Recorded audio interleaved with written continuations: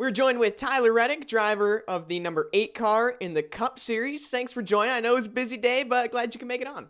Yeah, thank you very much. It's a quick turnaround between Atlanta and Martinsville, so we got to get a lot done in a shoot. We have to get a lot done in a few short days. Yes, you're going to have to get a lot done. I saw yesterday that you went on a hike after a long race at Atlanta. Was that kind of nice to just sit back and take a day off and enjoy the nature after a long Atlanta race? No, I was kind of mad, so I went up the hill as hard as I could in hopes of just like passing out or something. I don't know. I was frustrated with how the day on Sunday went, so I figured I'd hike up a mountain and punish myself further. Well, that's I guess a good workout too. Good to relieve some stress. Yeah. But Atlanta was a grueling race. You could see fatigue in the face of a lot of drivers, and a lot of people share their results and workouts on Twitter. Do you record your workouts? Yeah, my watch records it, and it gets posted to Strava. I don't publicize it to the world because obviously I'm still new to these Cup races. We had a rough day, so I'm not necessarily settled in and comfortable with the cars yet. But I was right in there with some of the other guys. So I don't think I was heaving and hoeing really hard, but definitely have room for improvement. One thing about it though is some drivers like Alex Bowman just have like a um, a lot lower heart rate threshold than someone like me. My heart rate can get up to 210, and some guys as their maxes are 160. As you get older, that changes too. So just because your heart rate's at 160, if your max is 210, you still got a long way to go. But some of those guys, they just make it look really good because their max heart rate is only about 170. So Well, lucky for you, after a rough race at Atlanta, you get to move on to Martinsville, which is only a couple of days away. Do you like the quick turnaround of midweek racing? yeah, literally tomorrow we're racing. Yeah. It's well, we're supposed to be. Who knows? What I don't like the look of the weather, but I really hope it stays away. The midweek racing's great. It's nice when you have a bad weekend, um, like we did at Atlanta, and we have the opportunity to turn it around right away and go race on Wednesday and try and forget about it. Now, granted, if we go and have another bad race on Wednesday, then it really stings when you only have a couple days to get ready for the next one and shake it off again. So, but I'm very excited about what Chief Randall Burnett's going to be bringing to Martinsville. He's had really good speed there with AJ Allmendinger when he was at JTG, and they were paired up over there. Obviously, cars have changed quite a bit throughout the years since those races. But when he last was crew chiefing, it was the low downforce style package that we're going to be running tomorrow night there. So I'm excited to see what that car does. I'm excited to see what a race under the lights is going to be like for the grip level and what that means for the race. I got to thinking a lot about how you guys have to deal with momentum and how momentum works in a sport like NASCAR. At least for me, it seems like a lot of drivers carry the mentality of you're only as good as the next one. How long can you dwell on the past race before completely shifting focus and looking ahead to the next one? I try and cut the lights as soon as we walk out of the racetrack Hmm. and move past it. Um, it's more supposed, especially when it's a rougher weekend. We have a good weekend. You really try to, obviously you take your notes, things to remember for next time. You don't want to forget how you got to where you did in that race, whether it was a good result or bad. But you can't dwell on it too much. When I have bad weekends, I just try and use my frustration as the fire for the next one to go out and have a better race. A lot of fans like the short track, under the lights, short race combination that we see on these Wednesday nights. Are you a fan of that? Like, if we're racing on Wednesday, should there be a certain recipe for the race that we're supposed to see? Well, it's definitely not a short race, but it's going to be Oh, yeah. Wednesday night. Yeah, it's always very intense racing. But that is just one more thing about it is I don't think I've ran. I mean, there's a couple races that start that late, that are that long. The Coke 600 starts late-ish, but starting at like 7 o'clock, pretty much nighttime at a short track like that, will be different for a lot of us. It'll feel like a truck race. It'll feel like an Xfinity race, and then we got to realize, hey, we got 500 laps to settle this. So, a lot to go through in that race. We talked in Vegas about, and this was very early on. This was just the second race for you full time in the Cup Series. But now you've got a bunch of races under your belt. And at least from what everyone's been saying on social media and TV, you guys have been running really well. How's the adjustment been to the Cup Series since we last talked in Vegas? Well, I was really feeling good about things after we came off of a good solid rebound in the Coke 600, getting a good finish out of it. But since then it's been difficult. I mean, we went Charlotte too with what we thought was a better race package for our car, and we had signs of improvement at times, but ultimately didn't pan out. Had a bad last run, and then Bristol, running outside the top 20 most of the race, just missed the balance on the car, and then getting taken out, collected in an accident.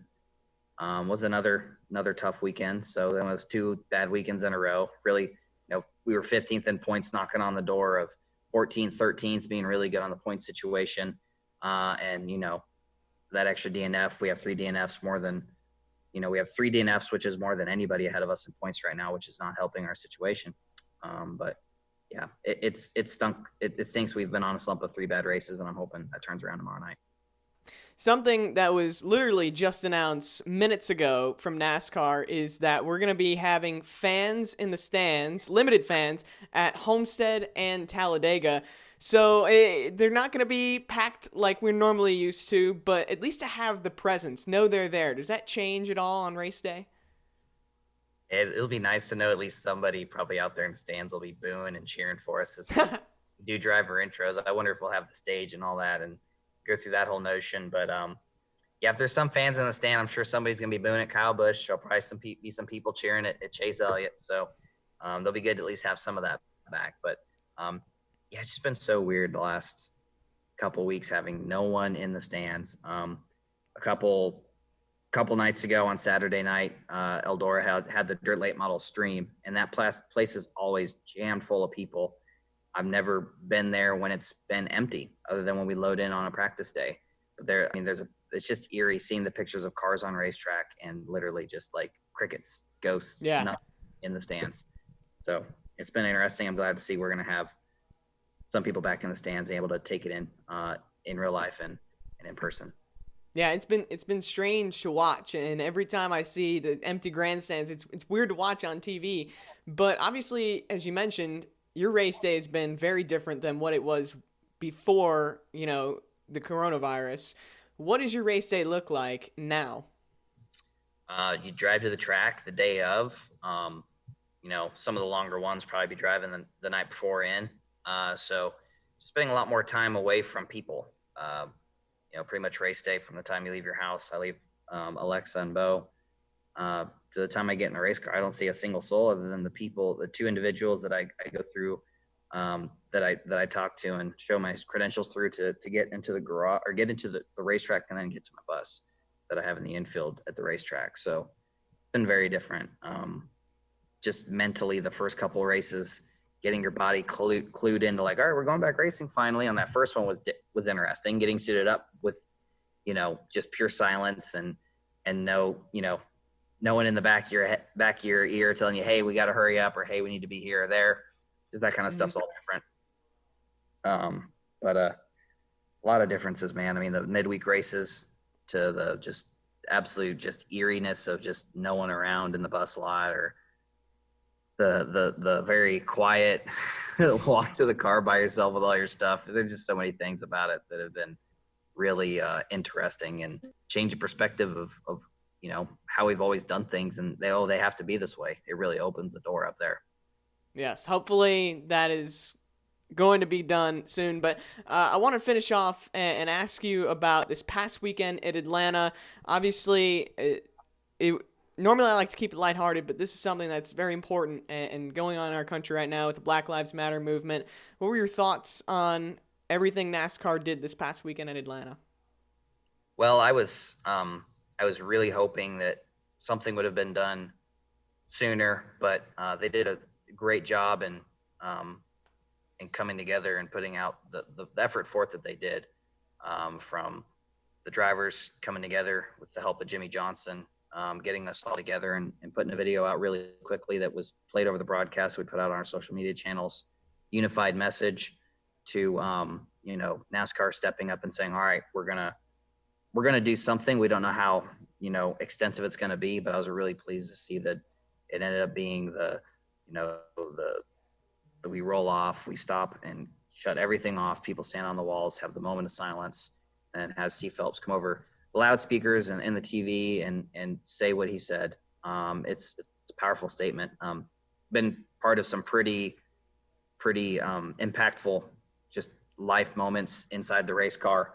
One of them, unfortunately, surrounding, it's always really cool whenever you get to go on the racetrack and, you have the President of the United States pacing around in front of you. Granted, there's a lot of controversy around all this right now, but to have that happen and early, my first full-time start in the Cup Series was really cool because not every day that you have Secret Service running around and all this crazy security stuff's going on, but to follow that car on the racetrack was very cool. But this was like, this meant something more. I mean, this is like, this is something that, a lot of people have a lot of strong feelings about, and it's something I have strong feelings about. And it meant a lot to me to see NASCAR and everyone step up and do what they did to send the message that this isn't okay. We aren't okay with it. It's not flying by our radar. We're aware of it, and this is how we feel about it. So I was glad to see that happen. Well, Tyler, we thank you for, being a voice for people and representing the sport the way you do. And best of luck to you in Martinsville under the lights. Thank you.